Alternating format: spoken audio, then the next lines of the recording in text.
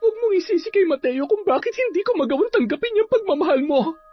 Sa sobrang sama ng ugali mong yan, kahit kailan hindi ako magkakagusto sa katulad mo. At saka, yung ugali at pagmumukha mo hindi dapat pagkatiwalaan. Ganon? Lakas talaga ng loob mo dahil sa lalaking to, no? Ito bang pinagmamalaki mo, ha? Pwes itong bagay sa kanya. Alam mo, tanda, isa ka pa eh.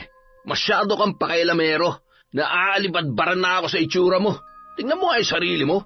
Ang dumi-dumi mo. Pareho ka lang ng mga inililigpit mo dito eh. Mabaho, marumi, katulad ng mga basura. Maniwala po kayo sa akin. Alam ng Diyos na hindi ko magagawa magnakaw. Nagtatrabaho po ako ng marangal para sa pamilya ko. Maawa na po kayo. Huwag niyo po akong tanggalin sa trabaho. Kailangan ko po ang trabahong ito.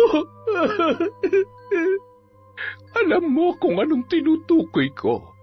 Isa kang sinungaling at gustong-gusto kong pilipitin at hilahin yung dila mo. Kaya bago pa mangyari yun, mas mabuti pang magsabi ka na lamang ng katotohanan, iho. Taon 2000, Maynila. Maagang umalis ng bahay ang mag-amang sinamang Rene at ang anak niyang panganay na si Mateo upang pumunta sa bukid. Namulat sa simpleng buhay ang kanilang pamilya, pagsasaka ang kanilang pangunahing ikinabubuhay. Habang abala sa pagbubungkal ng lupa ang mag-ama sa ilalim ng tirik na init ng araw, ay biglang napatigil si Mang Rene at hinawakan nito ang kanyang dibdib. Tay, ayos lang po ba kayo? May masakit po ba sa inyo? Wala anak. Ayos lang ako. Nahilo lang ako sa sobrang init at medyo pagod na. Sigurado po ba kayo, Tay? Magpahinga po muna kayo. Ako na lang po tatapos nito. Sige anak, mabuti pa nga siguro. Ipahinga ko na lang muna ito. Iinom lang muna ako ng tubig. Medyo nanunuyo na rin ang lalamunan ko eh. Papalakad pa lamang si Mang Rene papunta sa kubo para kumuha ng maiinom na tubig, nang bigla na lang itong humandusay sa lupa at nahirapang huminga.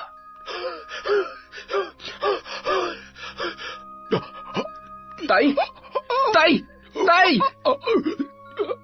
Natatarantang itinayo at inalalayan ni Mateo ang kanyang ama at dinala na sa kubo. Pinaupo niya yon at isinandal ng maayos. Nagmamadali siyang kumuha ng isang basong tubig at ipinainom yon sa kanyang ama. Nang makainom na si Mang Rene, kahit papaano ay medyo umayos naman ang kanyang pakiramdam. Tay, ano po bang nararamdaman ninyo? Ay, sumikip ang dibdib ko at medyo nahirapan akong huminga. Pero huwag ka mag-alala, anak. Ayos na ako. Kailangan ko lamang ng kaunting pahinga. Tatay naman sabi ko naman po sa inyo, wag na muna kayong pumunta dito sa bukid eh. Kaya ko naman mag-isang gawain dito. Doon na lamang po kayo sa bahay. Nagkakaedad na kayo't humihina na ang katawan nyo. Kailangan nyo na rin po talagang magpahinga sa pagtatrabaho. Ano ka ba naman, anak? Kailangan nating kumayod hanggat may lakas at kaya pa. Kailangan nating makapag-ipon para sa pag-aaral ninyo. Magkokolehiyo ka na sa susunod na pasukan, kaya dapat ay magdoble kayod tayo. Tay, wag nyo na pong intindihin yun. Ang intindihin nyo yung kalusugan nyo. Mas mahihirapan po tayo kung magkakasakit pa kayo. Mabuti pa, ihatid ko na muna kayo sa bahay para makapagpahinga na kayo na maayos. Matapos ihatid ang kanyang ama, ay bumalik na uli si Mateo sa bukid para tapusin ang naiwang trabaho. Dapit hapon na nang makauwi ng bahay ang binata. Nadatnan niya ang kanyang ama na noon ay inuubo. Ang kanyang ina naman ay naglalaga ng dahon ng lagundi.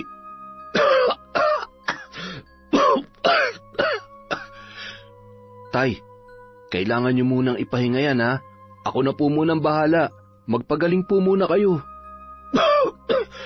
Pero, anak, Tay, wag na po matigas ang ulo ninyo. Ay, kailangan niyo pong ingatan ang sarili niyo, Tay. hindi man naging madali para kay Mateo na mag-isang gawin ang trabaho sa bukid, kinakaya niya yon para masigurong makapagpapahinga ng maayos ang kanyang ama. Makalipas ang ilang araw, wala pa ring pagbabago sa kalagayan ni Mang Rene. Hindi mapigilang mag-alala ng buong mag-anak, lalo na't napapansin nila na mas lalong lumulubha ang kanyang kalagayan. Isang gabi, nagising si Mateo at ang ina nito dahil sa walang humpay na pag-ubo ng kanyang ama. Nanginginig namang ibinuka ni Mang Rene ang hawak niyang panyo. Nag-aalala naman na nilapitan at natakot si Mateo nang makita ang dugo sa puting tela. Diyos ko, Tay, may kasama na pong dugo ang ubo ninyo. Hindi na lamang po simpleng ubo ang nararamdaman niyong yan. Nay, bukas ipatingin na po natin si tatay sa center. Anak, ay, wag na. Dadagdag lamang yan sa gastusin natin. Nako, pwede bang paminsan-minsan ay bawasan mo yung katigasan ng ulo mo? Tama ang anak mo, kailangan mo na ng doktor para maagapan yung sakit mo. Saan naman tayo kukuha ng pampadoktor ko? Gastos lamang yan. Baka madala pa ito sa mga halamang gamot. Tay, mahalaga po ang kalusugan ninyo. Kailangan po namin kayo kaya dapat magpagaling kayo kaagad. Yung pera po na naipon para sa pag-aaral ko, gamitin na po muna natin sa pagpapacheck up ninyo, Tay. Pero anak, para yun sa sa pag-aaral mo, hindi pwede. Tay, mas importante po na gumaling kayo. Yung pag-aaral, makakapaghintay naman yan. Kahit anong oras pwede kong balikan yan, Tay. May punto ang anak mo, Rene. Sige na, matulog na tayo at bukas ay maaga tayong aalis para hindi na natin kailangang makipag-unahan sa pila. Kinaumagahan, maaga silang gumising. Ang ina at ang bunsong kapatid ni Mateo ang sasama sa kanilang ama sa pagpapagamot, habang si Mateo naman ay ipagpapatuloy ang pagtatrabaho sa bukid. Nay, eto po yung pera na pampacheck up ni tatay. Mag-iingat po ay sa biyahe, ha? Sige anak, salamat. Ikaw nang bahala dito sa bahay, ha? Isara mo na lamang ng maayos. Kumain ka rin muna bago ka pumunta sa bukid. Huwag magpapatuyo ng pawis at baka ikaw naman ang magkasakit. Napabuntong hininga na lamang si Mateo habang nakatanaw sa malayo. Hindi mawala sa kanya ang mag-alala sa kalagayan ng kanyang ama. Sa kasamaang palad, malubha nga ang sakit ni Mang Rene.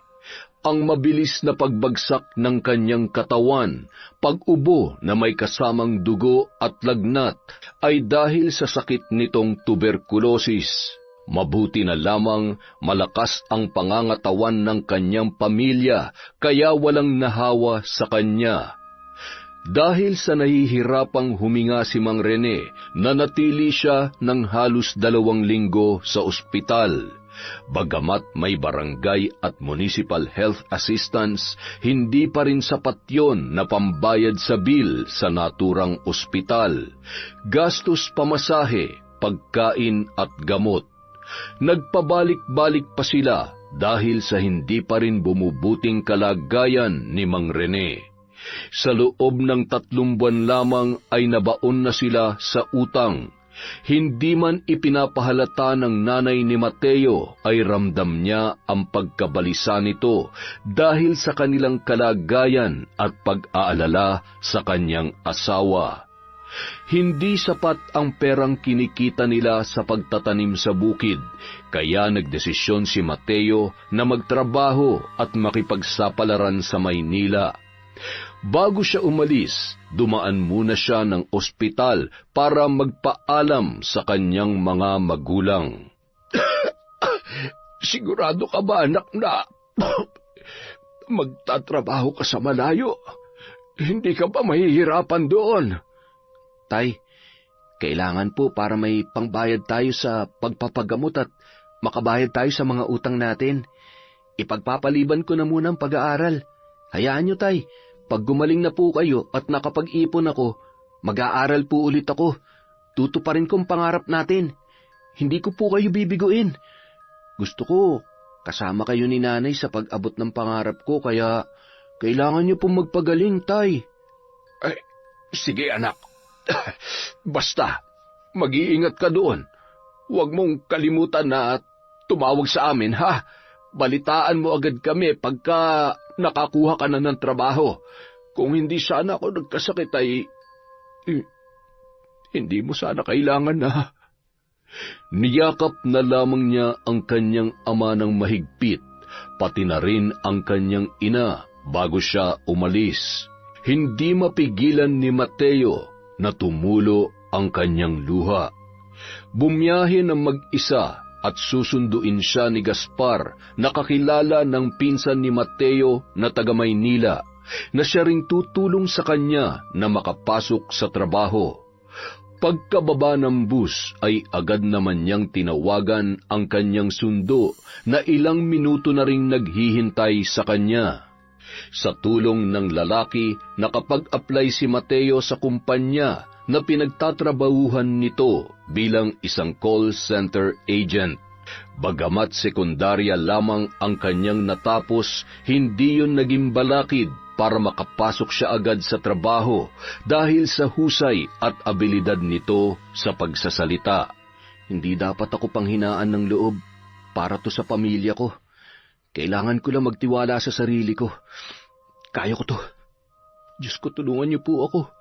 Ipinapaubaya ko na po sa inyo ang aking magiging kapalaran dito sa Maynila.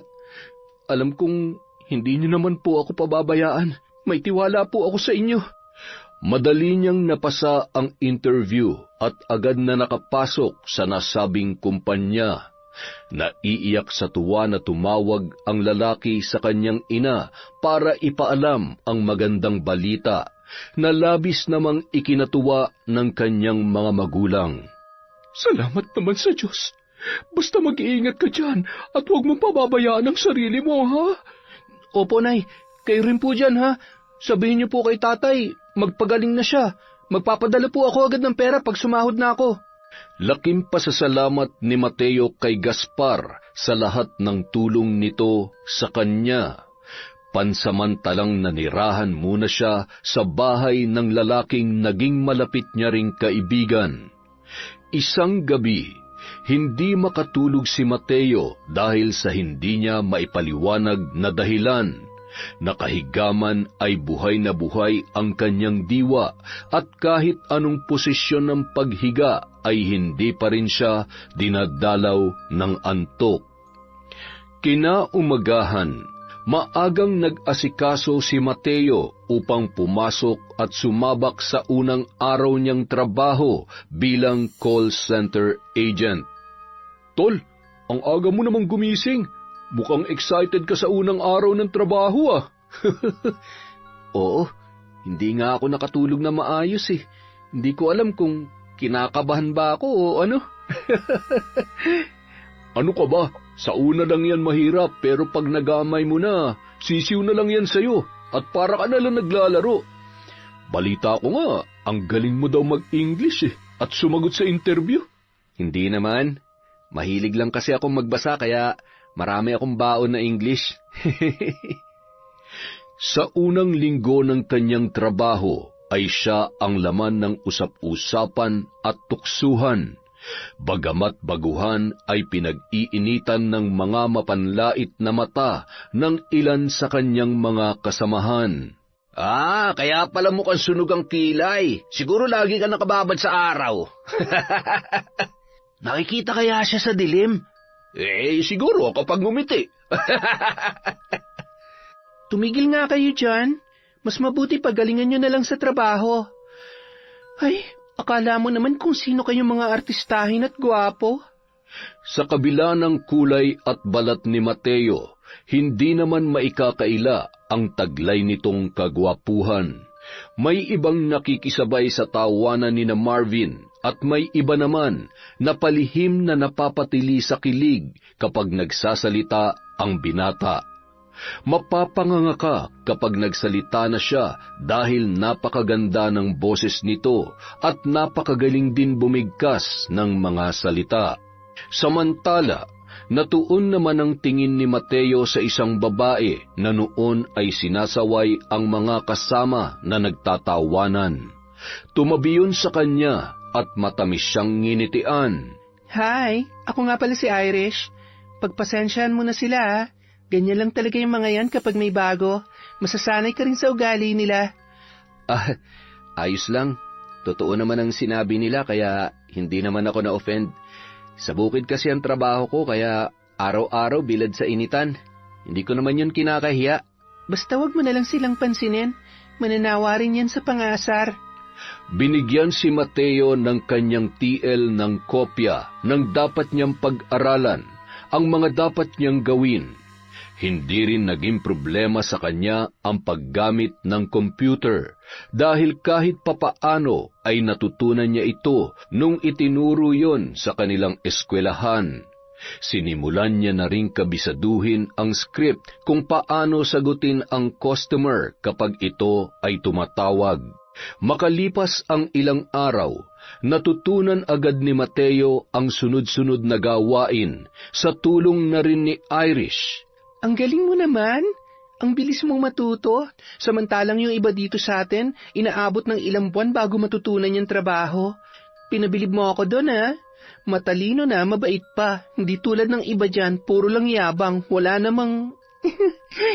Alam mo na. Salamat ha. Tsaka sa galing mo magturo, talagang kahit sino naman matututo ka agad. Ay sus, nampola pa. Hindi totoong sinasabi ko. Pabulong na nagtatawanan ang dalawa habang si Marvin naman nakakunot ang noo na nakatingin sa kanila. Inis na inis ito dahil hindi man lang siya magawang pansinin ni Irish na matagal niya nang sinusuyo, samantalang si Mateo na halos ilang araw pa lamang nakikilala ng babae ay nagawa na nitong makipagbiruan. Pagsapit ng 5:00, nagsimula ng mag-asikasong magligpit ng mga gamit ang mga katrabaho ni Mateo. Oras na kasi ng uwian. Ang iba may kanya-kanya pang ginagawa, may nagsusuklay at ang iba naman ay papunta sa banyo. Hay, salamat. Natapos din na maghapong pagsagot sa mga tawag ng makukulit at... Hay, sige Mateo, mauna na ako ha. Bukas na lang ulit. Ingat ka sa pag-uwi mo. Samantala, habang naglalakad si Mateo palabas ng gusali, nagmamadali namang patakbong naglakad si Marvin at sinadyang banggain ang binata. Dahilan para mabangga din ang medyo may kaedaran ng lalaki na nooy kasalubong niya na may dalang walis at mga kagamitan sa paglilinis. Natumba ang matanda at agad namang inalalayan ni Mateo na tumayo. Napakatatanga! Parang harang kasi kayo sa daan. Tumabi nga kayo dyan. Ayos lang po ba kayo? Pasensya na po kayo, Manong. Hindi ko sinasadya. Alam ko, iho. Hindi mo namang kasalanan. Napakawalang modo talaga ng Marvin na yon. Teka. Mukhang ngayon lang kita nakita dito, ha. Baguhan ka lang, ano? Opo. Mahigit 1 linggo pa lang po ako dito. Ay, ganun ba? Ako nga pala si Tonyo. Ikaw, anong pangalan mo? Mateo po. Mag-iingat ka sa taong yon, Mateo. Napakagaspang ng ugali noon. Palagi yun laman ng kaguluhan dito. Hindi naman matanggal-tanggal na may-ari kasi, alam mo na, malakas ang kapit dito sa kumpanya at may kahusayan rin naman. Kaya yan, lumaki ang ulo. Marami din ang hindi tumagal at nagsisialisan dahil sa kanya. Kaya ikaw, wag mo na lang siyang pansinin ha, kung gusto mong magtagal dito sa trabaho mo. Nagpasalamat si Mateo sa paalala ng matanda. Simula noon napadalas na ang pagkikita ng dalawa. Tuwing pumapasok si Mateo, palagi siyang inaabangan ng matanda. Malayo pa lamang ang binata ay nakikilala na siya ni Mang Tonyo dahil sa napakatamis niyang pagngiti. Madalas rin niyang inaabutan yon ng kung anong pagkain. Napakabait talaga ni Mateo. Maswerte ang mga magulang niya sa kanya. Sana'y tumagal siya sa kumpanyang ito. Matapos ang isang buwang pagtatrabaho, nakatanggap na si Mateo ng sahod. Agad siyang nagpadala ng pera sa kanyang pamilya sa probinsya.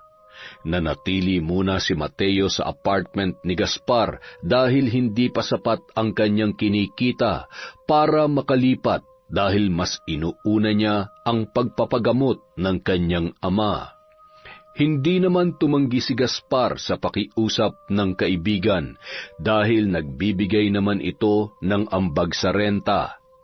Masayang-masaya ang mag-asawa nang matanggap ang kanyang perang ipinadala. Kahit papaano ay meron na silang panggastos para sa pagkain at pagpapagamot kay Mang Rene. Mateo anak, salamat ha.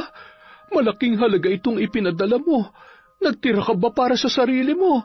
Naku, wag po kayong mag-alala, Nay. Ako po ang bahala dito. Kasyang-kasya pa po ang pera ko hanggang sa susunod na sahod ko. Anak, wag mong pababayaan ang sarili mo dyan ha. Baka naman hindi ka na kumakain ng maayos sa kakatipid mo. Nagpatuloy ang kanilang usapan at hindi maipagkakaila na sa kabila ng puyat at pagod sa trabaho ay gumagaan ang pakiramdam niya kapag nakakausap niya ang kanyang mga magulang at kapatid. Isang araw, nakasalubong ni Mateo si Marvin habang papunta siya sa kantin. Kung ano-ano na naman ang mga panlalait na sinabi ni Marvin sa lalaki at narinig na naman yon ni Mang Tonyo, na napailing-iling na lamang sa inaasal ng hambog na binata. Grabe na talaga ang ugali ng lalaking yon. Pasalamat siya at mabait si Mateo kaya hindi siya pinapatulan. Nagtitimpi lamang ako sa mga bastosang ugaling katulad mo. Ay nako, makakahanap ka rin ng katapat mo, loko-loko. Pagdating ni Mateo sa loob ng opisina, nadatnan niya na nagkakagulo ang lahat. Nangingisay at naninigas ang panga ni Marvin. Kapansin-pansin din ang paninigas ng kalahati ng kanyang katawan. Marvin, tol, ano nangyayari sa'yo? Ay, Diyos ko! Humingi kayo ng tulong! Dalhin natin siya sa klinik! Kanina hindi naman siya ganyan! Wala naman siyang sakit! Hindi kaya kinukulam siya? Kulam? Sino naman ang magkukulam dito sa atin? Oo, yung mga taga-probinsya. Hindi ba marami mangkukulam doon? O kaya mambabarang? Hoy, Mateo, tama ba ako? Nagkatinginan ang lahat at sabay-sabay na nilingon si Mateo. Pinagtanggol naman ni Irish ang lalaki sa kanyang mga kasamahan. Ano ba kayo? Hindi nga natin alam kung ano nangyayari kay Marvin. Malay natin kung may sakit lang talaga siya. Ay, dalhin niyo na yun sa klinik para may magawa kayong tama. Hindi yung kung ano-anong pinagsasasabi niyo dyan. Nang akma nang bubuksan ang pinto ng isa sa kanilang mga katrabaho para puntahan ang kanilang team leader, bigla namang nagsalita si Marvin at bumalik na sa dati ang kanyang bibig. Ano nangyayari sa akin? Oh, ano tawag niyo dyan? Bigla na lang naging okay si Marvin? Ganyan na nangyayari kapag pinaglalaruan, kinukulam o binabarang. Taga-probinsya ako kaya alam ko yan.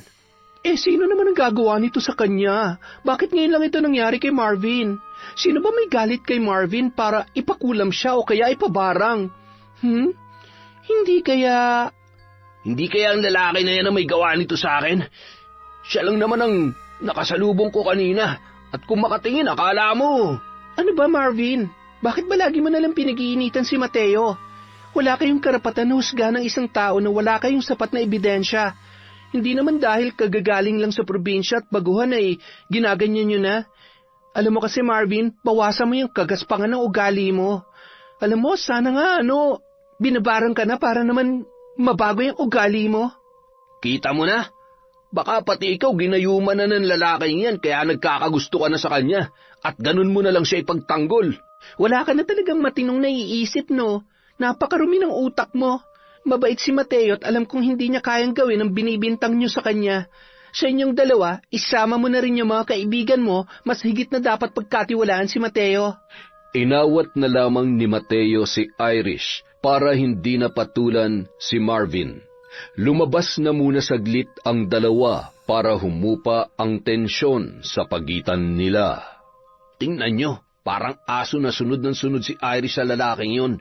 Hindi kaya ginayuma talaga ng mokong na yun si Irish? Di ba kayo nagtataka? Halos 1 buwan pa lang sila magkakilala. Tapos ganun na lang siya ka-close ang laking yun. Baka nga may relasyon na yung dalawa eh. Puisit na yan. Dahil sa nangyari, isang maitim na plano ang naisip ni Marvin kasama ang kanyang mga kaibigan. Matapos ang kanilang shift, nagmamadali itong lumabas kasama ang kanyang mga katropa. Nang makalabas na sila sa building, ay hinintay nilang lumabas sina Mateo at Irish. Hinarang nila ang binata at hinawakan ng 2 lalaki ang braso nito. Sinikmuraan ni Marvin si Mateo kaya hindi ito nakapanlaban. Walang hiya ka? Kabago-bago mo lang dito, ang lakas ng loob mong taluhin ako. Hindi mo pa yata ako kilala. Ano ba Marvin? Tikilan niyo na nga si Mateo, wala naman siyang ginagawa masama sa inyo Bitiwan niyo siya, ano ba? Simula nang dumating yan dito, mas lalong lumayo ang loob mo sa akin. Bakit? Ano bang pinakain sa'yo ng lalaking yan, ha? Hindi mo pa nga alam ang tunay na pagkatao niyan eh. Huwag mong isisi kay Mateo kung bakit hindi ko magawang tanggapin yung pagmamahal mo. Sa sobrang sama ng ugali mo yan. Kahit kailan, hindi ako magkakagusto sa katulad mo. At saka, yung ugali at pagmumukha mo hindi dapat pagkatiwalaan. Ganon. Malakas na talaga ang loob mo dahil sa lalaking to. Ito bang ipinagmamalaki mo? Pwes, itong bagay sa kanya. Sa gitna ng kaguluhang yun, siya namang pagdating ni Mantonio at nakita ang pangyayari. Sinubukan sana ng matanda na awatin ang mga lalaki, ngunit sa sobrang lakas ng pagkakatulak ni Marvin, natumba si Mang Tonyo. Alam mo, tanda, isa ka pa eh. Masyado kang pakailamero. Masyado na ako naaalibadbaran sa itsura mo. Tignan mo ay sarili mo. Ang dumi-dumi mo. Pareho ka lang ng mga inililigpit mo rito. Mabaho, marumi, katulad ng mga basura. Hindi na nakapagpigil pa si Mateo ng mga sandaling yun, lalo na nang pati ang janitor na si Mang Tonyo ay nadamay na sa pang-iinsulto ni Marvin. Nagpumiglas sa pagkakahawak ng 2 lalaki si Mateo at agad na sinugod si Marvin na napabulagta sa kalye sa lakas ng pagkakasuntok ni Mateo. Sumusobra ka na, Marvin. Wala akong ginagawa masama sa'yo. Trabahong pinunta ko dito, hindi ang makipag-away sa'yo. Ayaw ko lang pumatol sa katulad mo kaya nagtitimpi ako na patulang ka. Pero hindi ko maatim na pati si Mang Tonyo babastusin mo. Hindi ka na naawa sa matanda? Ganyan ka ba pinalaki ng mga magulang mo? O kahit sila hindi mo rin nirerespeto? Alam mo Marvin, naaawa ako sa'yo. Siguro kulang ka lang sa atensyon kaya ka nagkakaganyan. Wala kang pakialam. Gagawin ko kung anong gusto ko at walang makakapigil sa akin kahit na ikaw. Tandaan mo yan! Nagsitakbuhan ang mga kaibigan ni Marvin nang dumating ang 2 gwardya para sila ay awatin. Tinulungan ni Mateo na makatayo ang matanda. Ayos lang po ba kayo, Mang Tonyo? May masakit po ba sa inyo? Salamat, Mateo. Napakasalbahe talaga ng lalaking yon. Dapat sa kanya ay maturuan ng leksyon. Tama po kayo, Mang Tonyo. Dapat putulan na ng sungay si Marvin habang maaga pa. Inalalayan na lamang ni Mateo ang matanda sa paglalakad at sabay-sabay na silang 3 na pumunta sa sakayan ng jeep para umuwi. Kinaumagahan, tulad ng dati paharang-harang sa daan si Marvin, ngunit hindi na lamang ito pinansin ni Mateo. Tuloy-tuloy na lamang siya sa paglalakad habang gigil naman si Marvin dahil hindi ito pinatulan ng binata. Palagi kasi itong naghahanap ng away. Hindi buo ang araw niya kapag hindi nakakapang-asar, lalong-lalo na kay Mateo. Makalipas ang 2 buwan, napapadalas na ang pagsasabay nina Irish at Mateo kapag kumakain tuwing break time. Unti-unti nang nahuhulog ang loob nila sa isa't isa at makalipas ang ilang linggong panliligaw ni Mateo ay sinagot na siya ng babae. Hanggang isang araw, pagkatapos ng kanilang trabaho, nauna nang lumabas si Irish at nagpaiwan naman si Mateo sandali para tapusin ang kanyang ginagawa. Habang hinihintay ni Irish ang lalaki sa labas, ay siya namang pagdating ni Marvin. Oy, ako bang hinihintay mo? Asa ka? Sino ka naman para pag-aksehan ko ng panahon? Nagpatuloy sa pang-aasar si Marvin sa babae hanggang sa pinipilit na nitong sumama sa kanya si Irish. Mahigpit na hinawakan sa braso nito at nagpupumiglas naman ang dalaga. Nang makita ni Mateo ang ginagawa ng lalaki, ay tumakbo yun papunta sa kinaroroonan ng dalawa. Marvin, bitawan mong girlfriend ko! Ano? Boyfriend mo na yung taga-bundok na yan? Tama ang narinig mo, Marvin. Kami na ni Irish, at simula ngayon, hindi mo na siya pwedeng lapitan o guluhin man lang. Kung hindi, ano ha? Sasaktan mo ako? Aba, ang tapang-tapang na ng probinsyanong to Hindi mo kilalang binabangga mo. Wala pang naglalakas loob na kumalaban sa akin dito, Mateo. Alam nila kung paano ako magalit at kung anong kaya kong gawin. Kaya ikaw, matuto kang ilugar ang sarili mo. Umalis na lamang ang magkasintahan at iniwan si Marvin na noon ay nakakuyom ang mga kamay habang naninigas ang bagang. Hindi pa tayo tapos, Mateo. Hindi mo maaagaw sa akin si Irish. Pagdating ni Mateo sa bahay, isang malungkot na balita naman ang kanyang natanggap nang tumawag ang kanyang ina. Doon lamang niya nalaman na mas lumala pa ang kondisyon ng kanyang ama. Nagkaroon ng komplikasyon ang sakit at kinakailangang maoperahan sa lalong madaling panahon.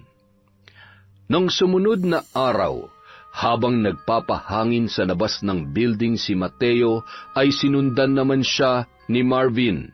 Nakatingin siya sa malayo at mababakas sa mukha nito ang bigat ng kanyang problema.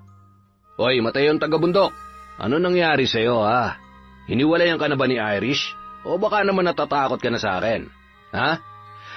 Alam mo kasi, hanggat nandito ka, araw-araw magiging miserable ang buhay mo.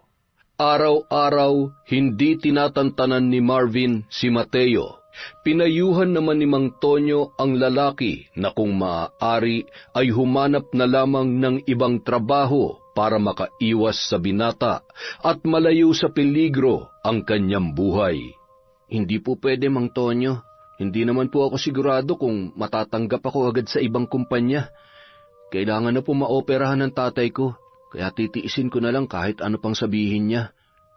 Naawa naman ang matanda sa sitwasyon ni Mateo.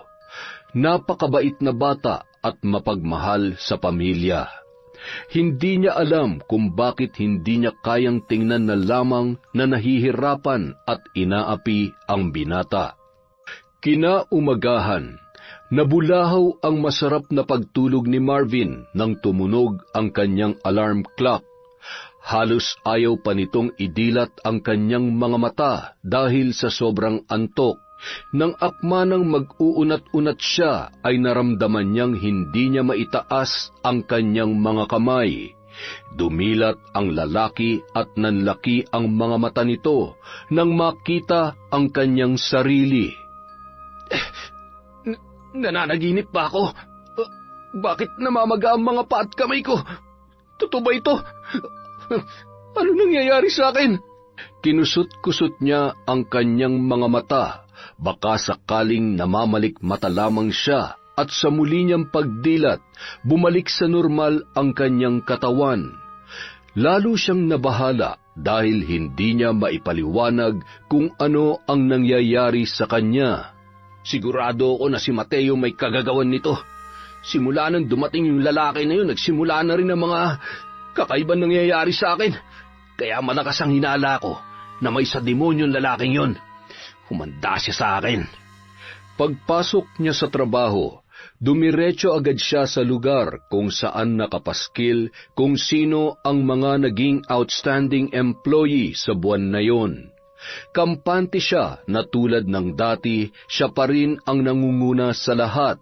Wala pang nakakahigit sa kanya, kaya kahit maraming natatanggap na reklamo tungkol sa kanya, ay hindi ito basta matanggal ng employer. Nadatnan niya na nagkukumpulan ang mga kasamahan at nagbubulong-bulungan pa ang mga yun. Tabi, paraan nga. Gusto kong makita ang pangalan ko. Sigurado nasa unahan na naman yan. Tiningnan siya ng mga kasamahan niya at nagtawanan na lamang. Nainis naman si Marvin sa nakakainsultong tawanan ng kanyang mga katrabaho. O bakit? Totoo naman Simula nang pumasok ako dito, wala pang nakakatalo sa akin. Ako ang pinakamagaling na empleyado dito at lahat kayo walang binatbat. Hindi siya makapaniwala nang makita niya ang pangalan ni Mateo na nangunguna sa listahan. Napakuyom ang kanyang mga kamao habang tinititigan nito ang pangalan ng lalaki. Lalong tumindi ang kanyang galit na nararamdaman ng pagtawanan at asarin siya ng kanyang mga katrabaho. Sobrang napahiya ang binata sa mga pinagsasabi nito. Tarantadong Mateong yan. Lahat na lang yata balak agawin sa akin. May araw ka rin makita mo. Tingnan lang natin kung hindi ka pa umalis sa gagawin ko sa'yo. Nag-iisip ang lalaki kung paano niya tuluyang paaalisin si Mateo sa kumpanya. Samantala, walang pasok si Mateo at nagdesisyon siya na maghanap ng murang apartment na malapit sa kumpanyang kanyang pinagtatrabahuhan. Nagpatulong siya kay Irish dahil mas kabisado nito ang lugar na yun. Sa ilang oras na paghahanap ay nakakuha rin sila at sa araw ding yon ay lumipat na si Mateo. Matapos magbigay ng bayad sa uupahang bahay, yung sobrang pera ay itinabi niya para ipunin, para maipadala sa probinsya. Irish, salamat Tara kain tayo. Libre kita bilang bayad sa pagsama mo sa akin at sa pagtulong sa paglilipat ko. Ano ka ba? Hindi naman ako humihingi ng bayad. Para saan pang naging girlfriend mo ako at hindi kita tutulungan? Ikaw pa ba? Malakas ka sa akin Salamat talaga Napakaswerte ko naman ikaw ang naging girlfriend ko. Maganda na, matalino at mabait pa. Hindi matumbasan ang sayang nararamdaman ng dalawa nung araw na yun. Kinaumagahan, nagkasabay pa ang magkasintahan papasok sa gusali ng kanilang kumpanya. Masaya si Mateo at nanibago na hindi siya pinagtripan ni Marvin. Hinayaan lamang sila na dumaan at walang ginawang katarantaduhan sa kanila o kahit magparinig man lang. Ano yun? Pagod na ba o bumubuelo lang? Huwag mo na lang pansinin. Baka nagsawa na sa pang-aasar sa'yo. Kung araw-araw sana siyang ganyan, di tahimik ang mundo natin. Hay, sana naman natauhan na dahil wala naman siyang napapala sa pambubwisit sa atin. Iginugol na lamang nila ang oras sa trabaho, ngunit pasimple naman silang sinusulyapan ni Marvin at ng mga kaibigan nito. Pagdating ng lunch break, pumunta muna saglit sa locker room si Mateo para tumawag sa kanyang ina at kumustahin ang kalagayan ng kanyang ama. Hindi rin siya nagtagal dahil naghihintay si Irish sa kantin para sabay silang kumain. Nagmamadali ang binata na lumabas at nakasalubong ang kanyang katrabahong lalaki na noon ay papunta rin sa nasabing silid. Tiningnan siya ng malagkit ng lalaki at parang pinagdududahan ang kanyang mga kilos. Nang bumalik sila sa trabaho, nadatnan ng dalawa na humahagulgol ang isa sa kanilang mga katrabaho dahil nawawala daw ang pera nito na ipapadala sana sa kanyang kapatid na nag-aaral. Sino naman kaya ang walang pusong kukuha nun? Hindi na naawa. Pinaghirapan ng tao tapos ganun na lang kabilis nakawin ng walang kahirap-hirap. Nakarating na sa kanilang TL ang nangyari at tinanong nito kung sino ang huling pumasok sa silid na yon. Ayon naman sa nakakita kay Mateo, siya ang huling nakita roon at nagmamadaling lumabas. Ma'am, hindi malabo na si Mateo nga ang kumuha ng pera. Balita ko, kailangan niya ng malaking pera para sa operasyon ng kanyang amay. Siguro natukso siyang kunin dahil malaking tulong na rin yon para sa kanila. Tumigil ka nga, Marvin. Hindi yun sapat na dahilan para magnakaw si Mateo. Bakit? Nakita mo ba na siya talaga ang kumuha? Nandun ka ba nung ginawa niya yon? Ang lakas naman ng loob mo na pagbintangan si Mateo.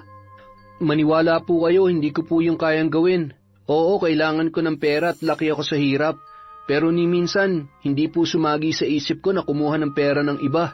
Ay nako, huwag ka na magmalinis, Mateo. Ilabas mo na para matapos na to.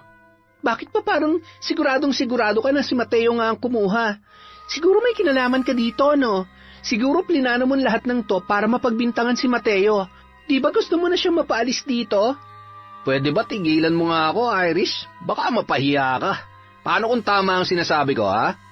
Kilala na kita, Marvin. Alam kong kaya mong gawin ang lahat kapag gusto mo. Kaya hindi malabong mangyari ang sinasabi ko. Tingnan natin. Mabuti pa para magkaalaman na, isa-isahin natin ang mga gamit natin para mapatunayan kung sino talaga ang kumuha. Sumang-ayon naman ang lahat at inisa-isa ng kanilang team leader na kapkapan sila, ngunit wala itong nakuha, lalo na kay Mateo. Muling nagsalita si Marvin at sinabi na bakit hindi halughugin ang kanilang locker. Baka doon itinago ang nawawalang pera. Sabay-sabay silang pumunta sa locker room at unang binuksan ang locker ni Marvin. Mapang-asar yung tumawa dahil walang nakita sa loob noon. Halos maubos ng tingnan ang lahat ng locker maliban sa locker ni Mateo. Biglang nakaramdam ng kaba ang binata. Oh, Mateo, bakit parang nanginginig ka, ha? Kinakabahan ka ba dahil mabibisto ng tunay na kulay mo? Maniwala po kayo. Hindi totoong binibintang ni Marvin sa akin. O bakit parang kabadong-kabado ka na? Huwag kang kabahan kung hindi naman ikaw ang kumuha. Tingnan na lang natin. Si Marvin na ang nagboluntaryo na halughugin ang locker ni Mateo. Nang buksan lahat ng zipper ng bag ni Mateo, tumambad sa lahat ang pera na nagkakahalagang 20,000 piso at yun nga ang pera na nawawala ng isa sa mga kasamahan nila. Oh, anong ibig sabihin nito? Magsisinungaling ka pa ba, Mateo? Heto ng ebidensya. Ikaw nga ang kumuha ng pera. Isang iglap lang nakatanggap ng malakas na suntok si Mateo mula sa kanyang katrabaho na nawalan ng pera at inawat ang dalawa ng kanyang team leader at pinapunta sa opisina ng kanilang boss para magpaliwanag. Labis na nagmakaawa ang lalaki at pilit nitong itinatanggi na hindi siya ang kumuha ng pera, pero hindi ito naging sapat para paniwalaan nila si Mateo. Noon lamang kasi nangyari ang ganoong insidente sa kanilang opisina. Maniwala po kayo sa akin. Alam ng Diyos na hindi ko magagawang magnakaw. Nagtatrabaho po ako ng marangal para sa pamilya ko. Maawa po kayo, huwag niyo po akong tanggalin sa trabaho. Kailangan ko po ang trabahong ito. Hindi na pinakinggan ang pagmamakaawa ni Mateo. Sa halip ay nasuspindi siya ng 1 linggo habang iniimbestigahan pa ang totoong nangyari.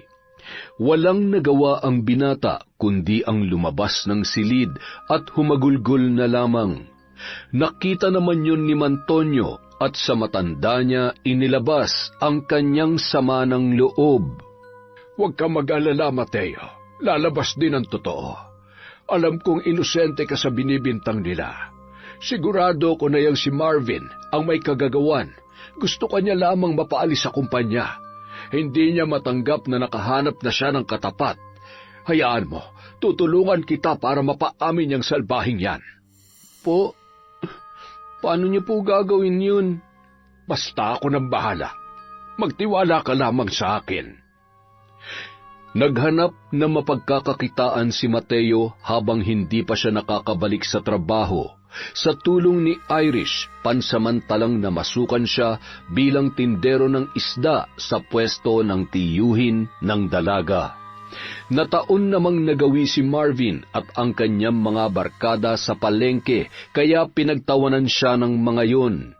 Hindi na lang ito pinansin ni Mateo at nagpatuloy na lamang sa kanyang ginagawa. Kinagabihan, nagmamadaling umuwi ng bahay si Marvin galing sa bahay ng kanyang kaibigan dahil bigla ang sumama ang kanyang pakiramdam.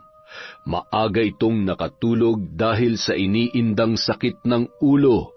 Bigla siyang bumangon nang maramdaman niyang tila nahihirapan siyang huminga. Maya-maya may naririnig siyang mga bulong na tinatawag ang kanyang pangalan. Napatingin siya sa bintana na noon ay nililipad ang kurtina dahil sa lakas ng hangin. Sino ka? Lumabas ka! Anong kailangan mo sa akin? Aamin ka o papatayin kita? Anong aaminin ko? Hindi ko alam ang sinasabi mo. Alam mo kung ano ang tinutukoy ko. Isa kang sinungaling at gustong-gusto kong pilipitin at hilahin yung dila mo. Kaya bago pa mangyari yun, mas mabuti pang magsabi ka na lamang ng katotohanan, iho.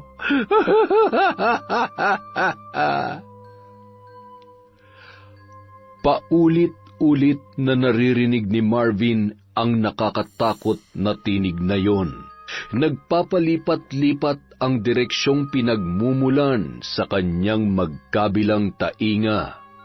Habang nanginginig at sumisiksik naman sa sulok ng kanyang kwarto si Marvin.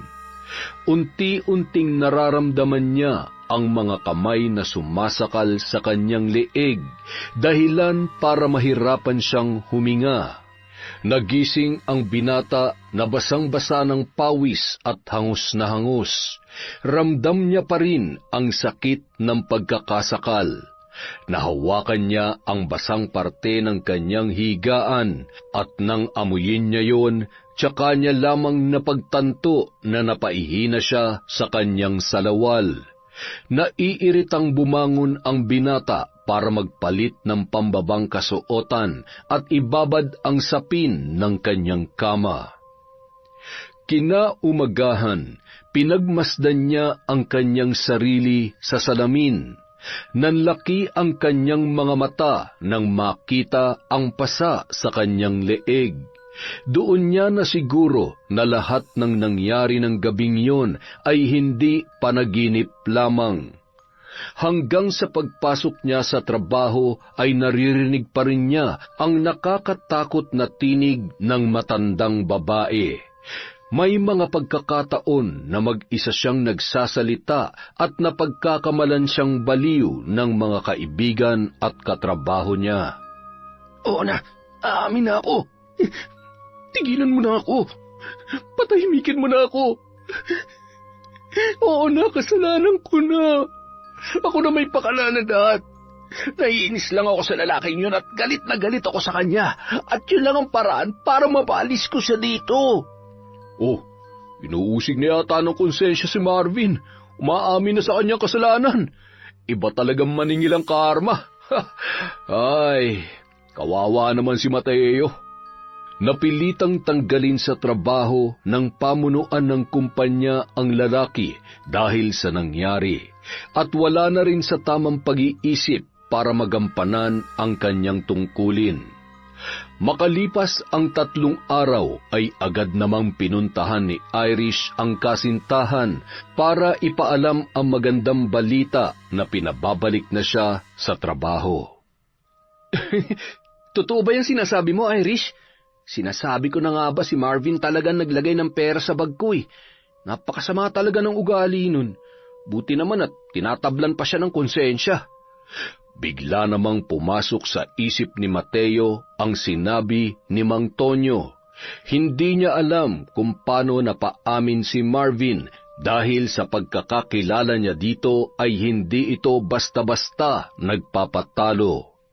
Kinaumagahan, pagbalik ni Mateo sa trabaho, agad niyang pinuntahan ang matanda para kausapin. Ay, mabuti naman iho at nakabalik ka na sa trabaho. Hindi ba sabi ko sa iyo, ako nang bahala. Tutulungan kita. Maraming salamat po, Mang Tonyo, pero paano po yun? Ano pong ginawa niyo kay Marvin? Huwag mo nang isipin yon. Ang mahalaga, nalinis mo ang pangalan mo at sisiguraduhin ko na magtatanda ang Marvin na yon.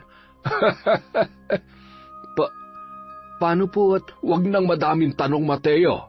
Basta ito ang tandaan mo, dahil sa kabutihan ng iyong puso, handa kitang tulungan. Basta magsabi ka lang, pera lang sa pera, ha? Pagdating sa bagay na yun ay problema yan ng lahat ng tao. Bakit nakakunot yan noo mo? Huwag ka mag-alala, malalaman mo rin sa takdang panahon. Sige na, babalik na ako sa trabaho ko. Malalim na buntong hininga at tila hindi kumbinsidong ngiti na lamang ang itinugon ni Mateo sa matanda dahil hindi niya rin ito mapilit na sabihin kung ano ang totoo.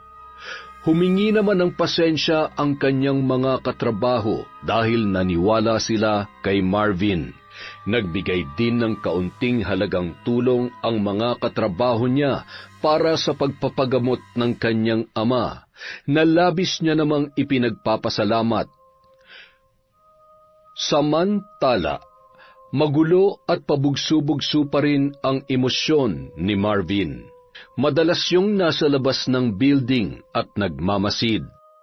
Hindi pa tayo tapos, Mateo.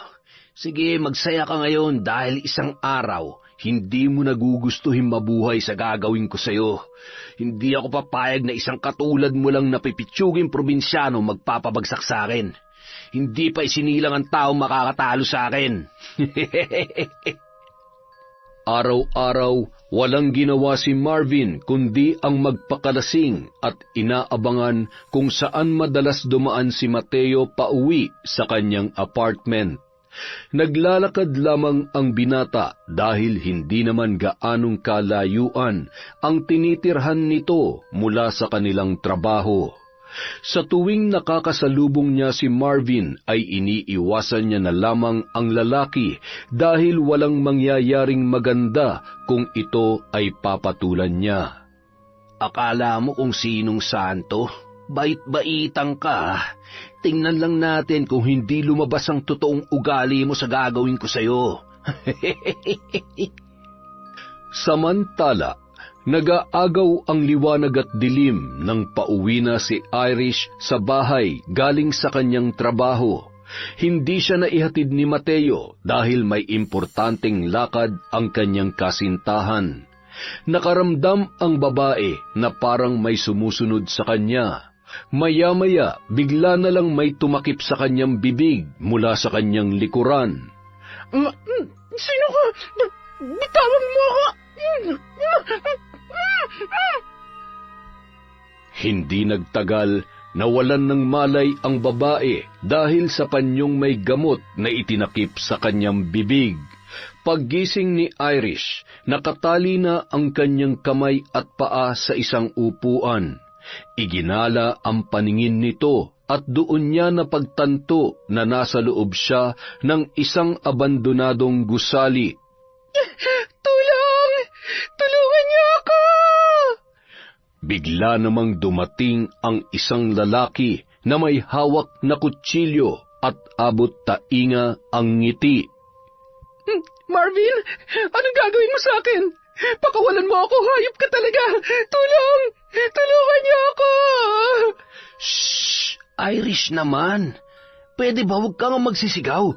Masasayang lang ang laway mo dahil walang makakarinig sa'yo dito. Anong kailangan mo sa akin? Sa'yo? Wala, pero sa boyfriend mo meron. Pero pwede rin namang kitang mapakinabangan. Total, matagal na akong patay na patay sa'yo eh. Kaya lang, hindi mo ako pinapansin. May pagkaisnabera ka at suplada. Demonyo ka talaga, Marvin. Huwag mo sasaktan si Mateo. Wala naman siyang ginagawa masama sa iyo, ah. Hindi mo na matanggap na wala ka palang binatbat sa kanya. Puro ka lang yabang. Dahil sa kanyang narinig, hinawakan sa leeg ni Marvin si Irish at tinutukan ng kutsilyo. Anong sinabi mo? Bawi mo yung sinabi mo. Hayop! Tingnan lang natin kung hanggang saan ang tapang niya kapag nalaman niya na nasa akin ka. Kinabukasan, nagtaka si Mateo dahil mag-aalas 8 na ay hindi pa rin dumarating si Irish. Bigla siyang kinabahan dahil ni minsan hindi pa ito na-late sa trabaho. Sinubukan niyang tawagan yon, ngunit hindi nito makontak ang dalaga. Hindi mapakali ang lalaki kaya minabuti nitong magpaalam na mag-half day sa trabaho para alamin ang kalagayan ng kanyang kasintahan.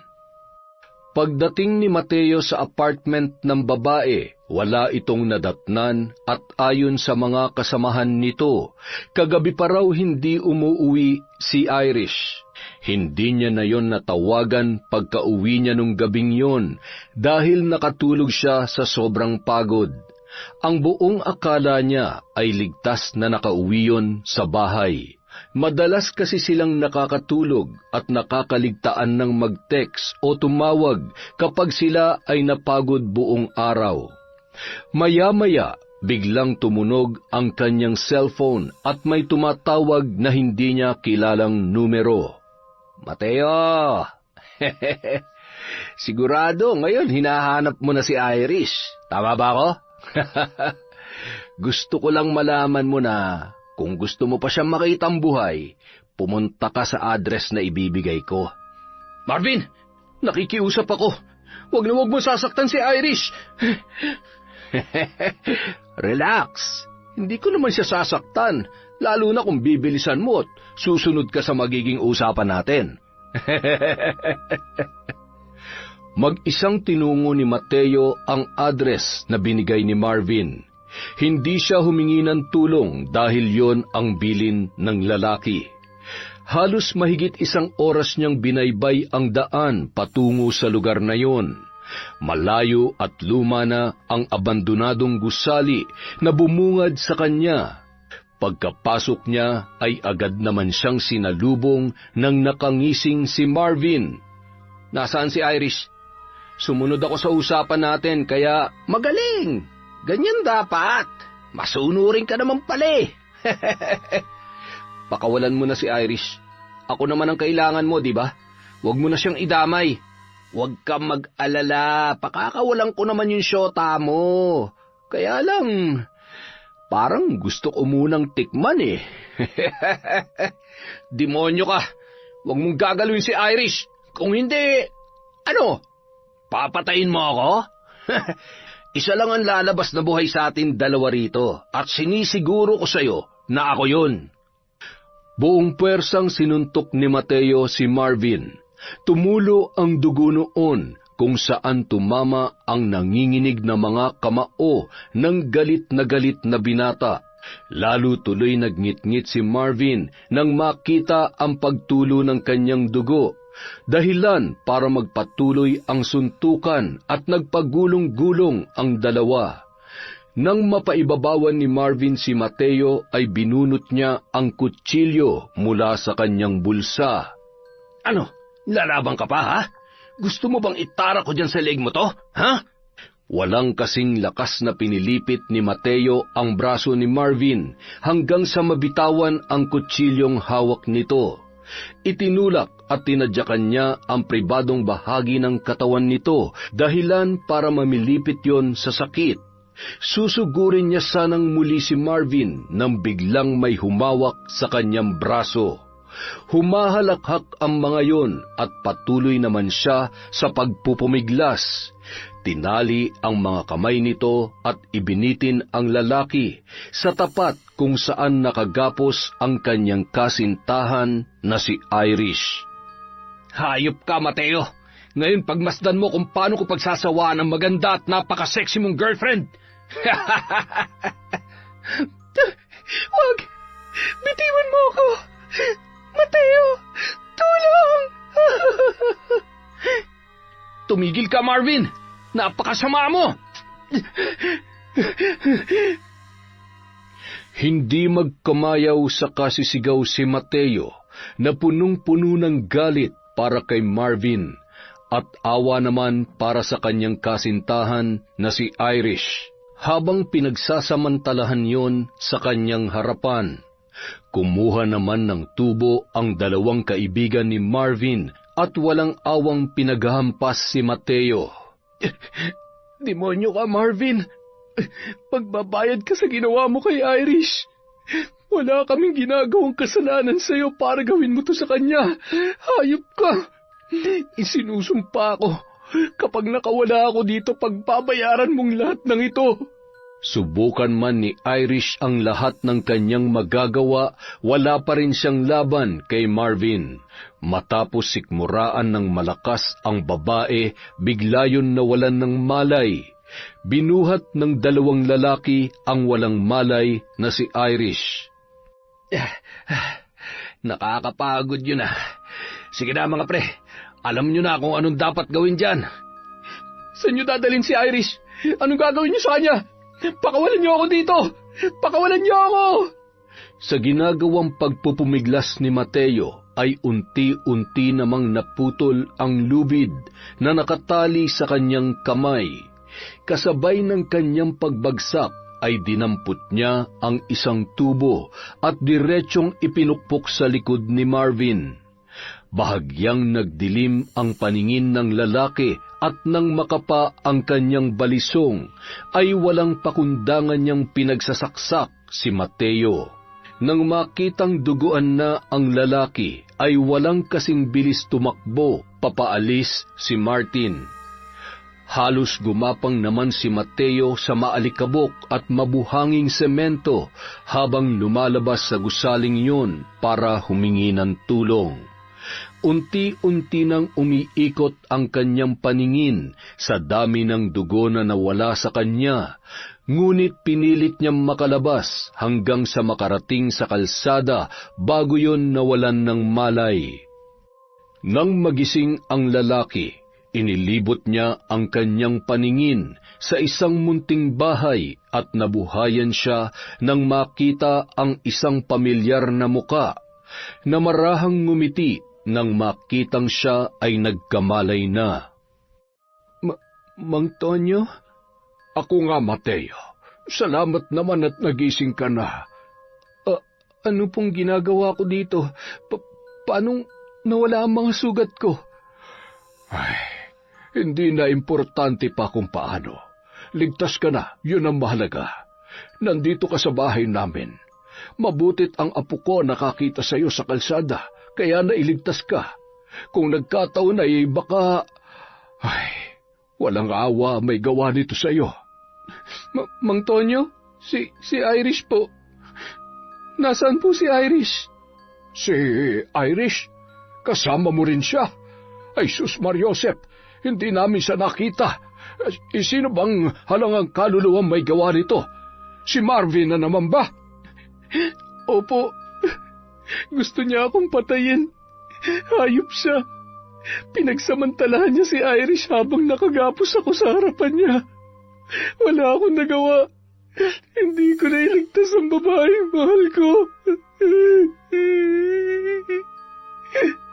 Sinasabi ko na nga ba, walang ibang gagawa nito sa iyo kundi si Marvin. Sana'y ligtas si Irish at hindi siya. Ay, sagad na ang kademonyohan ng lalaking yon. Ikinuwento ni Mateo sa matanda ang mga natatandaan niya nangyari ng mga oras na yun. Nanginginig pa sa sobrang galit si Mateo dahil wala siyang ibang gusto kundi ang maghiganti sa ginawa ni Marvin sa kanila ng kanyang girlfriend. Hindi ako titigil, Mang Tonyo, hanggat hindi ko nahahanap si Marvin. Pagbabayarin ko siya sa ginawa niya sa akin. Ipaghihiganti ko ang kahayupang ginawa niya kay Irish. Kailangan ko makita si Irish. Hanapin ko siya. Huwag kang mag-alala. Tutulungan ka namin para lumabas si Marvin sa kung saang lunggaman siya nagtatago ngayon. Isang magaling na mambabarang ang asawa ko na si Azon. Probinsyana din siya at tubong sikihor. Kinailangan niya lamang tumakas sa mga mapanghusgang tao. Nakilala ko siya dito sa Maynila at tinulungan ko na magbagong buhay. Pinili niyang talikuran ng kanyang nakaraan. Pero handa kaming gawin ulit yon para sa'yo, para masuklian ang kabutihan mo. Hindi ko rin maaatim na walang gawin para tulungan ka. Isang takas na mambabarang mula sa probinsya ng Sikihor matapos pagbantaan ang kanyang buhay dahil sinisisi siya sa mga sunod-sunod na pagkamatay ng mga tao sa isang baryo kung saan yun nakatira. Nang araw na yun ay pinili niyang iwan ang kanyang nag-iisang anak na babae at ang kanyang apo sa lalaking inaasahan niyang poprotekta sa mga yun, sa malulupit na mga tao. Ibig niyo pong sabihin, may kinalaman po kayo sa nangyari kay Marvin nung nakaraan at kung bakit siya napilitang umamin sa ginawa niya? Oo, iho.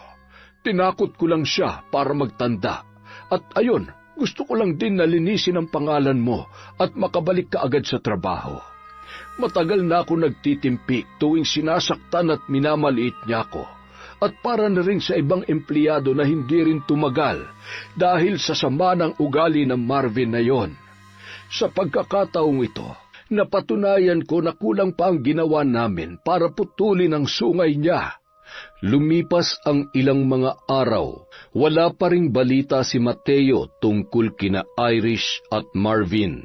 Sinubukan niya rin na humingi ng tulong sa pulis pero hanggang ngayon wala pa ring nasasagap na impormasyon ang lalaki. Ito na po ang tamang pagkakataon na gawin ang ating plano. Ito lang ang tanging paraan para mailigtas ko sa kamay niya si Irish at singilin siya sa lahat ng mga kasalanan niya. Inasikaso na ng asawa ni Mang Tonyo na si Aling Azon ang mga gagamitin nila sa ritual. Kumuha siya ng kandilang itim sabay sinindihan at kinuha niya rin ang manikang kulay itim. Iho, anong gusto mong mangyari sa lalaking yon?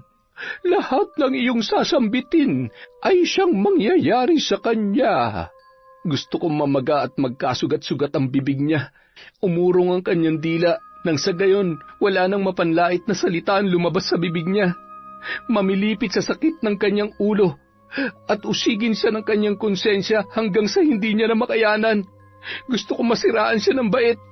Yan ang nararapat sa taong katulad niya. Gusto kong maghirap siya sa natitirang oras niya dito sa mundo. Habang hawak ni Aling Azon ang kamay ni Mateo, nagsimula ng umusal ng orasyon ang matandang babae. Sa kabilang dako naman, halos mabingi si Mateo sa lakas ng hangin na umiihip sa lugar na kanilang kinaroroonan. Sumisigaw at hawak ang kanyang ulo at pilit na tinatakpan ang kanyang tainga upang pigilan ang mga boses na kanyang naririnig. Sa pamamagitan ng aking itim na kapangyarihan, inuutos ko na dinggin ang kahilingan ng lalaking ito. Lahat ng namutawi sa kanyang bibig laban sa Marvin na yon ay mangyayari. Magbabayad ka, Marvin. Matitikman mo ang bagsik ng aking paghihiganti. Mararanasan mo kung anong sakit ang naramdaman ko sa ginawa mo sa akin. Isinusumpa ko yan.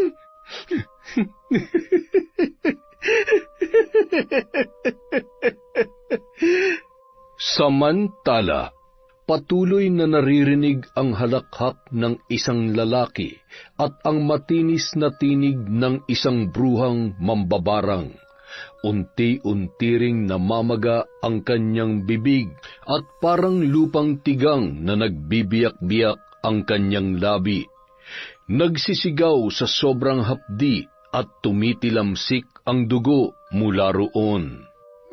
Aray! Tama na! Tigilan niyo na ako! Hindi ko na kaya! Sabay-sabay na ang sakit na nararamdaman ni Marvin.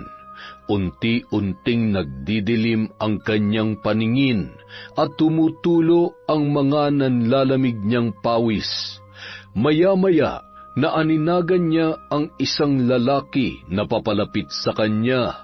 Sugatan at may hawak na balisong na tumutulo ang dugo. Mababakas sa mata noon ang kagustuhang siya ay patayin anumang oras. Wag! Maawa ka! Huwag ka lalapit sa akin! Pinatay na kita! Patay ka na! Maawa? Bakit? Dininig mo bang pagmamakaawa ko sa'yo? Hindi, di ba? Kaya kung nagawa mo akong patayin, magagawa ko rin yun sa'yo. Huwag, Mateo! Nagsisisi na ako sa mga nagawa ko sa'yo. Nakikiusap ako sa'yo. Nasaan si Irish? Saan mo siya dinala? Sabihin mo! Patay na siya. Napatay ko rin siya. Hindi mo na siya makikita pa.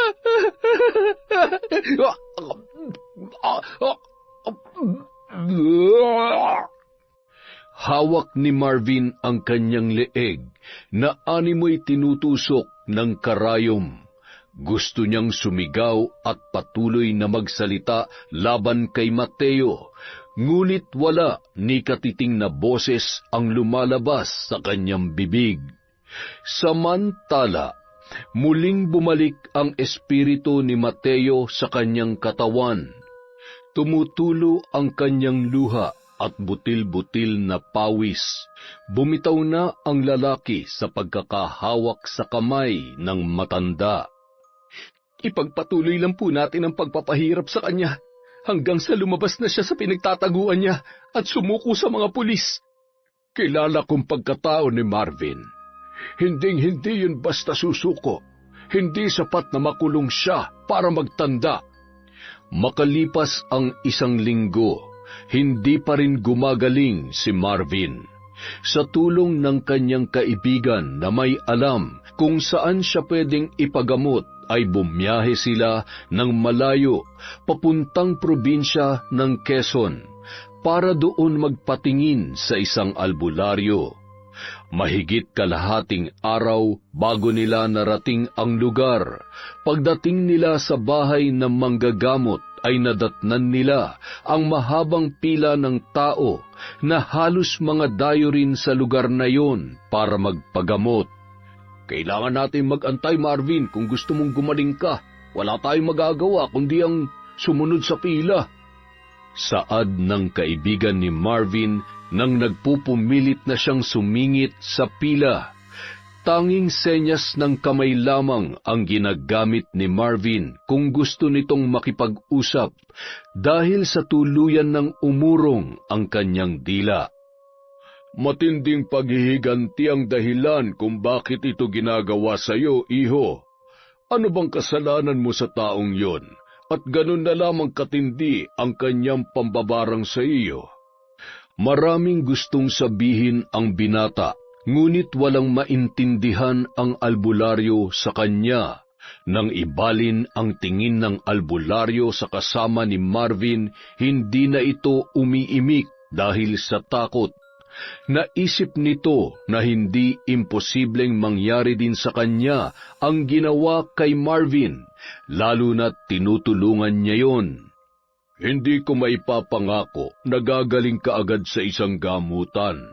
Susubukan kong kontrahin ang kapangyarihan ng mambabarang na may gawa nito sa iyo. Gamit ang antigo at benditadong medalyon, nagsimulang mag-usal ng orasyon ang matandang albularyo at pagkatapos ay hinaplos ang lieg ni Marvin.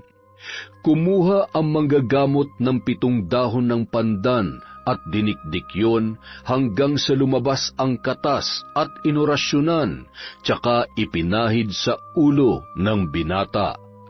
Samantala, habang umuusal ng orasyon si Aling Azon, ay bigla itong nakaramdam ng kakaiba. May kumukontra sa aking kapangyarihan. Natitiyak ko na humingi siya ng tulong sa isang albularyo. Pero huwag kang mag-alala, Mateo. Hindi ako titigil sa ginagawa ko at pagpapalakas ng sumpa sa lalaking yon. Hanggat hindi niya napagbabayaran ang ginawa niya sa iyo, lalong-lalo na sa iyong kasintahan. Kinabukasan, bumalik sa trabaho si Mateo sa kabila ng kanyang pinagdadaanan. Naging usap-usapan sa kumpanya ang nangyari sa kanila, lalo na kay Irish na hanggang sa mga oras na yon ay hindi pa rin natatagpuan. Samantala, nagpabalik-balik si Marvin kasama ang mga kaibigan nito sa albularyo hanggang sa manumbalik yun sa normal. Sa wakas, magaling na ako. Alam ko may kinalaman si Mateo sa lahat na nangyari sa akin. Antibay mo rin sa kabila ng lahat, buhay ka pa rin. Nakampante si Marvin na tuluyan ng nawala ang barang na ginawa sa kanya. Makalipas lamang ang isang araw, nagsimula na naman itong makaramdam ng kakaiba.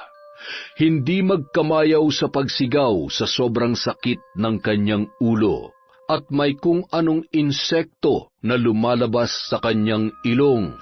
Para rin siyang dinuduyan sa ere sa sobrang pagkahilo, dahilan para maglakad yun na animoy lasing. Tinawagan niya ang kanyang mga kaibigan, ngunit ni isa ay walang sumasagot sa kanya. Walang nagawa ang lalaki kundi ang bumalik sa albularyo. Nang hihina na bumiyahe mag-isa si Marvin sa kagustuhan nitong mawala ang sakit. Mas pinili na lang niyang huwag sumakay sa pampublikong sasakyan para mapadali ang kanyang pagbiyahe. Naghanap siya ng mauupahang sasakyan at nagbayad ng malaking halaga para ihatid siya sa pupuntahang lugar. "Oh, iho, ikaw na naman. Di ba magaling ka na?" Yun din po ang itatanong ko sa inyo. Bakit po bumalik na naman ang nararamdaman ko? Akala ko po ba'y nakontra nyo na ang mambabarang na yun? Kumalma ka lang. Sandali nga. Akin na yung kamay mo. Hinawakan ng albularyo ang kamay ni Marvin. Pumikit at nagsimulang magdasal. May kakaibang naramdaman ang albularyo at muli niyang tinanong ang binata. "Tapatin mo nga ako, iho. Marami ka bang kagalit o kaaway?" Bakit ho? "Dahil mukhang hindi lamang iisa may gawa nito sa iyo." Ho? Anong ibig niyong sabihin? Aray. "Iba na ang gumagawa nito sa iyo ngayon. Nararamdaman ko na mas matindi ang galit ng gumagawa nito kesa noong una. Pero parehong kapangyarihan ang kanilang ginagamit. Mas mabisa nga lamang at mas malakas ngayon. Hindi ko lang mabatid kung ano ang koneksyon nila sa isa't isa. Meron ka bang nakaaway na pamilya ng mambabarang?" Wala po akong maisip. Tanging si Mateo lamang ang alam kong pwedeng gumawa nito sa akin. Sige na po, tulungan niyo po ako ulit. Hindi ko na po talaga kaya. Ayan na naman, ang sakit. Muling sinubukang kontrahin ng albularyo ang ginagawa ng mambabarang. Ngunit sa pagkakataong yun, tila mas malakas ang orasyon na ginagawa sa kanya. "Puno ng puot at galit ang puso ng taong ito. Kaya ang mabuti mong gawin, humingi ka na lamang ng tawad. Kapatawaran ng taong ito ang tanging makakapigil sa kanya. Kung hindi niya bibigyan ng puwang sa kanyang puso ang pagpapatawad, kamatayan mo lamang ang magpapatahimik sa taong ito. Kamatayan? Hindi pwede. Hindi ako pwede mamatay. Ayoko. Pakiusap, tulungan niyo po ako. Nababatid ko na malalim ang dahilan ng kanyang galit. Nararamdaman ko rin ang bigat at kasamaan sa mga mata mo. Hindi na ako mamamagitan pa. Diyos na ang bahala magpasya kung ililigtas ka niya. Nagawa ko na kung ano ang dapat kong gawin. Makalipas ang ilang oras, nakarating na si Marvin sa lugar kung saan siya nagtatago. Nagulat na lamang ito nang biglang magsidatingan ang mga pulis. Lumabas ang lalaki mula sa pintuan sa likod ng kanilang bahay at mabilis na tumakbo at nagtago sa may damuhan. Ngunit hindi niya natakasan pa ang mga pulis. Nahuli siya ng mga yon at agad na pinusasan. Bitawan niyo ako. Wala akong kasalanan. Pakawalan niyo ako. Samantala, nakarating naman ang magandang balita kay Mateo. Agad niya itong pinaalam kay Mang Tonyo. Nadatnan ng lalaki na muling nagsasagawa ng ritual si Aling Azon. Aling Azon, huwag niyo na pong ituloy yan. Huwag niyo na po siyang patayin. Sapat na po na makita kong nakakulong si Marvin. Sa rehas niya pagbabayaran ng mga kasalanan niya. Sisiguruhin ko mabubulok siya sa bilangguan. Hinding-hindi na siya makakatakas sa mga kasalanan niya. At hindi na nga itinuloy ng matanda ang ginagawa niyang ritual dahil sa kahilingan ng binata.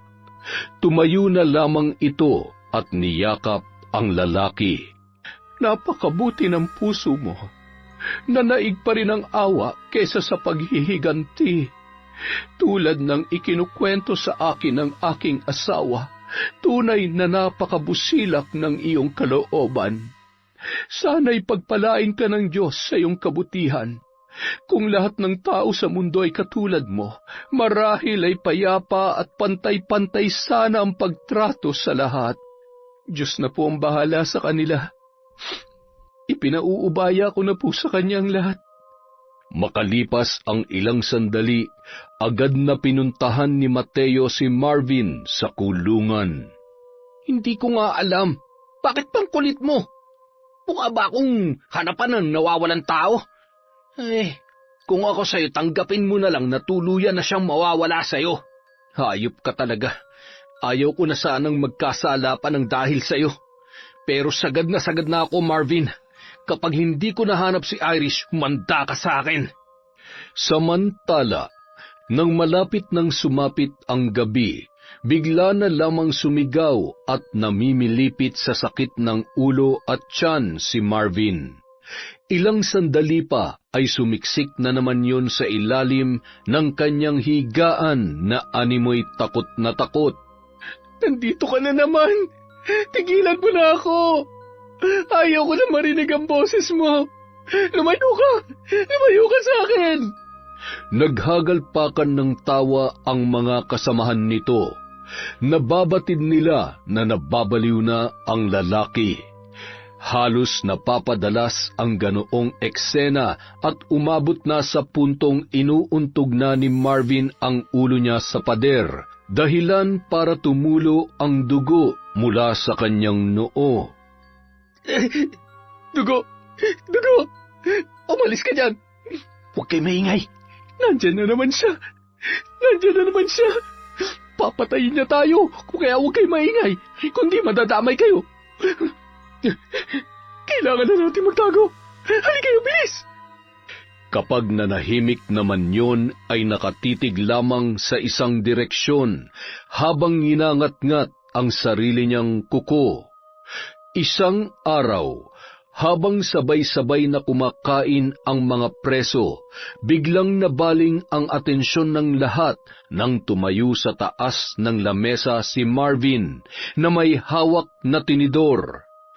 May naririnig na naman na tinig ang lalaki na inuutusan siyang kitlin ang kanyang sarili. Walang pag-aatubiling tinarak niya ang tinidor sa kanyang leeg, sabay na tumba at tumilamsik ang dugo habang nagsisigawan naman ang mga naroroon. Nangisa iyon habang bumubulwak ang dugo sa nakangiwi niyang bibig. Nakarating kay Mateo ang nangyari kay Marvin at agad niyang pinuntahan ang mag-asawa. Humahangos pa itong nakarating sa bahay ng matatanda. Mang Tonyo? Aling Azon? Oh, Mateo, bakit humihingal ka? May problema ba? Si Marvin po, pumanaw na. Meron po ba kayong kinalaman sa nangyari sa kanya? Di po ba ang usapan natin, sa kulungan na lang po natin siya pagbabayarin? Ano? Wala kaming alam sa sinasabi mo, iho. Kung ganun, hindi po kayo? Sino? Palaisipan sa lalaki ang nangyari kay Marvin. Habang naglalakad siya papaalis ng bahay ng mag-asawa, napatigil si Mateo nang biglang may nagsalita mula sa kanyang likuran at bigla siyang napalingon. Tapos na! Irish? Ha? Ang tagal kitang hinanap. Saan ka ba nanggaling? Tinapos ka na. Anong ibig mong sabihin? Anong tinapos mo na? Pinatay ko na siya. Pinatay ko na ang hayop na lalaking yun. Kamatayan niya lang ang tanging kabayaran sa kahayupang ginawa niya sa akin. Masunog sana sa impyerno ang kaluluwa niya. Ano? Ibig mong sabihin, ikaw? Ikaw ang may kagagawan noon sa kanya? Tubong sikihor din si Irish. Natutunan ng babae ang paggamit ng itim na kapangyarihan mula sa kanyang ina nung siya ay nagdadalaga pa lamang. Dahil sa kahayupan at pambababoy na ginawa sa kanya ni Marvin, ay napilitan siyang gamitin yon upang makapaghiganti. Patawarin mo ko, Irish, kung hindi kita nailigtas sa hayop na yon. Patawarin mo ko kung nasira ang buhay mo dahil sa akin. Patawad. Wala kang kasalanan, Mateo. Halang lang talaga ang kaluluwa ng lalaking yon, kaya dapat lang namamatay siya. Teka, bakit ngayon ka lang nagpakita? Saan ka ba nagtago? Alam mo bang araw-araw pumupunta ako sa apartment mo?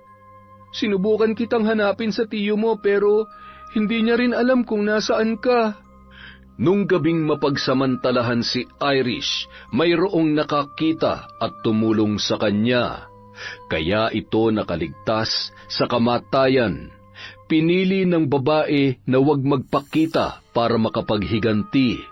Siniguro niya na magpapakita lamang siyang muli kapag tapos na ang plano niyang pagpatay kay Marvin. Bumalik muli sa bahay ng dalawang matanda si Mateo kasama si Irish para ibalita kay Mang Tonyo na buhay pa ang dalaga. Habang papalapit sila sa bahay ng mag-asawa, biglang kinabahan si Irish sa hindi nito malaman na dahilan. Oh, bakit Irish?